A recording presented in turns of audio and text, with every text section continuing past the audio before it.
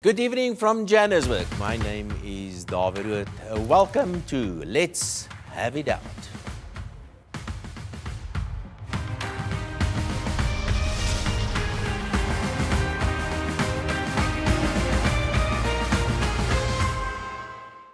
Tonight and every weeknight here on ENCA, a variety of newsmakers who will get their chance to host this program. Tonight's my chance.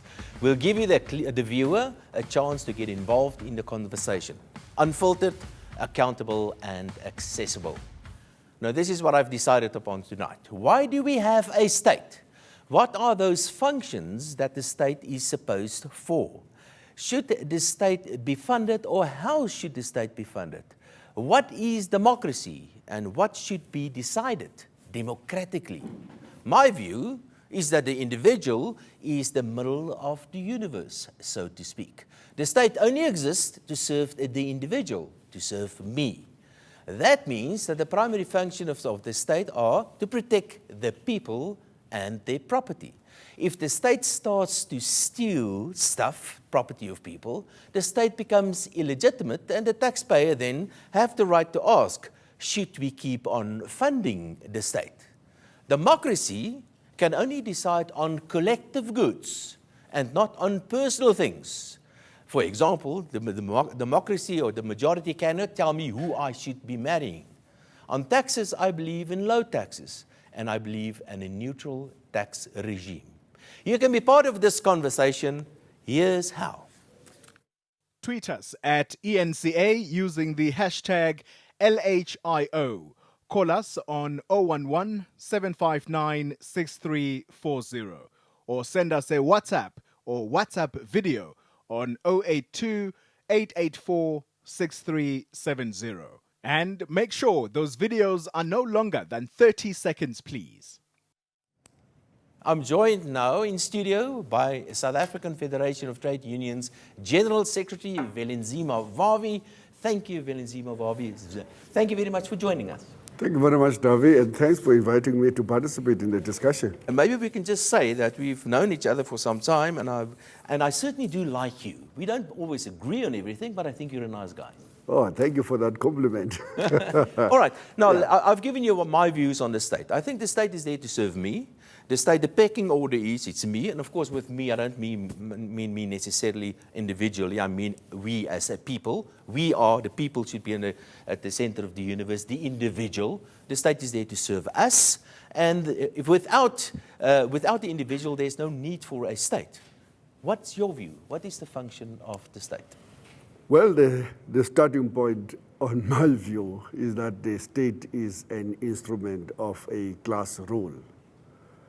There are two contending class forces in any society. Certainly South Africa will be counted amongst those.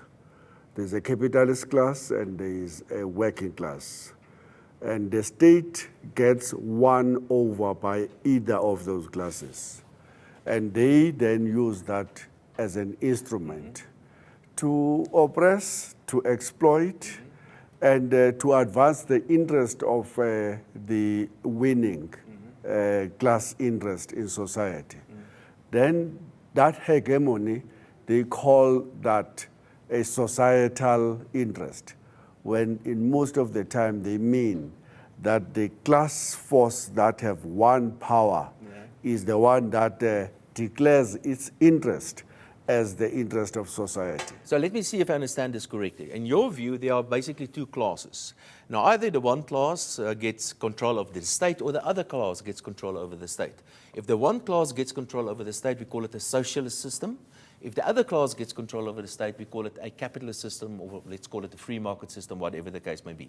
And do I understand it more or less correctly? Absolutely. You've got it spot on. In South Africa, we have a bourgeoisie state. We have a state that is in the hands of the capitalist exploiting class that is imposing its hegemony over society, that makes its logic, its beliefs, its principles, its values as imposed as the values of society. Or a capitalist state, as you will probably call it.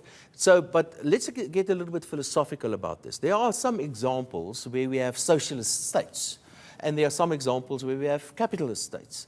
Why do people always flee from socialist states to capitalist states and not ever the other way around?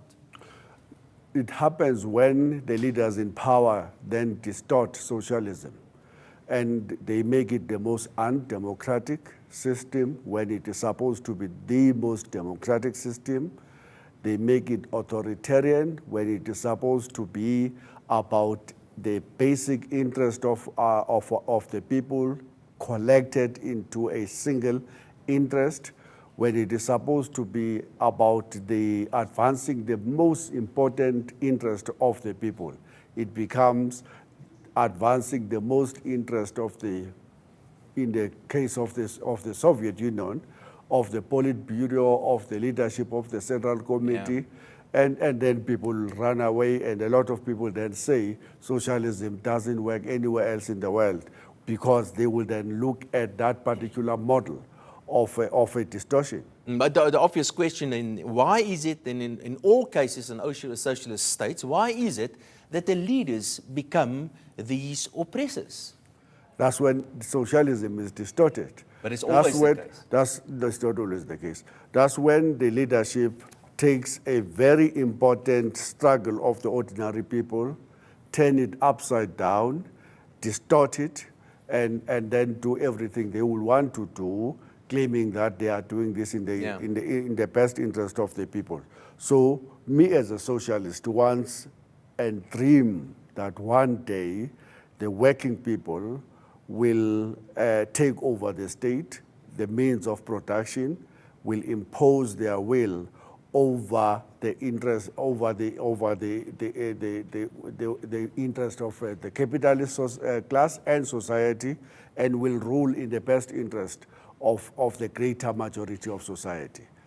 So, but I'm a very firm believer in not trusting anyone.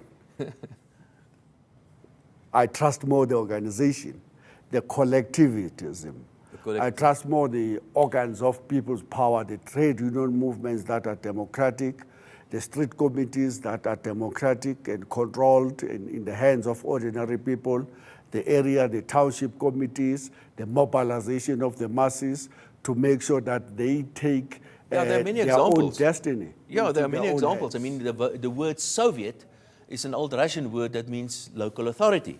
But is it really important to try to artificially divide society between the proletariat and the bourgeoisie? Isn't there sort of a big middle ground as well?